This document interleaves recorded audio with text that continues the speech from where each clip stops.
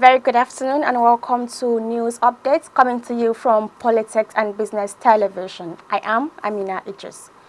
On the news at this hour, operatives of the Department of State Services have arrested one of the leaders of the ongoing End Bad Governance protests in the Federal Capital Territory, Michael Lenin. Lenin was picked up by the state DSS around 2 a.m. on Monday at his residence in the Apo area of the FCT.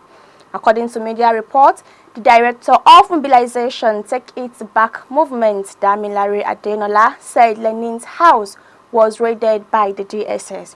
He alleged that the DSS also assaulted him during his arrest.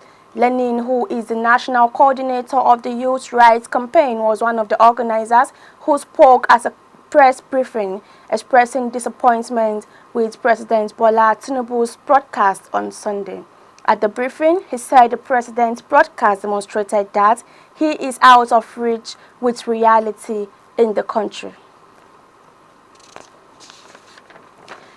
A large crowd of protesters supported by various groups from different parts of the Kaduna metropolis has demanded President Bola Tinubu step down from office. The protesters initially assembled at the stadium roundabout within the Kaduna metropolis, stormed Kaduna streets and insisted Tinubu must step down. The large protest procession began at 10:15 a.m. on Monday, marching along Junction Road towards Ahmedu Bello Road, chanting Tinubu's Soka Kasa, loosely translating to Tinubu must step down. The protesters shared banners, flags in Nigerian green, white, green colors, and placards bearing inscriptions such as End Hunger in Nigeria. They gathered around the stadium roundabout before commencing their march. The federal government has said the country will soon overcome its present food shortage and inflation, which has reached 40%, according to data from the National Bureau of Statistics. The Minister of Agriculture and Food Security, Abubakar Yari, stated this on Sunday. Yari revealed that the Bola Tinubu government has measures in place to address the present food inflation and increase food production in the country, saying that the country is expecting a bumper harvest before year end.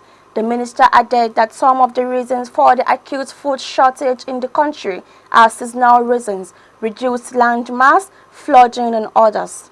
Yari said the federal government is further ramping up moves for mechanized farming with the distribution of fertilizers to farmers and efforts to purchase tractors. And now to the foreign space, where Vice President Kamala Harris has interviewed potential contenders to be her running mate on Sunday ahead of a battleground tour next week. Among those who traveled to Washington, D.C. to meet Ms. Harris were Governor Josh Shapiro, Senator Mark Kelly, and Governor Tim Walz. The choices for the Democratic Vice President had been narrowed to a group of 5, according to CBS. A decision is required before the Democratic National Convention, which starts on 19th August in Chicago. It is unclear whether other potential candidates, including Kentucky Governor Andy Beshear or Transportation Secretary Pete Buttigieg, were scheduled to meet with Ms. Harris. Harris officially became the Democratic presidential nominee on Friday in a vote of party delegates. Once Ms. Harris's running mate is announced, the two are expected to tour the battleground states. And now to sports, where Team GB sits 5th in the Olympics medal table as Day 10 in Paris begins. Great Britain won 3 further goals on Friday at the Olympic Games, taking their tally to 9, a new record for the first week. And they then reached doubles figures, with the men's 8 capping off a brilliant showing from the British rowers on Saturday. Bronze for Jake German in the men's floor final was Britain's 32nd medal of the Olympics so far, and it came after bronze for Emma Wilson in the windsurfing and the British trio in the team dressage.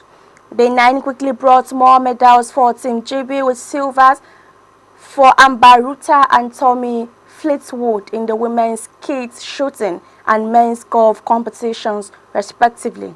Then came more bronze from Harry Hepworth in the men's vault final, with Charlo Fry also sealing 3rd place in the individual dressage event. All that was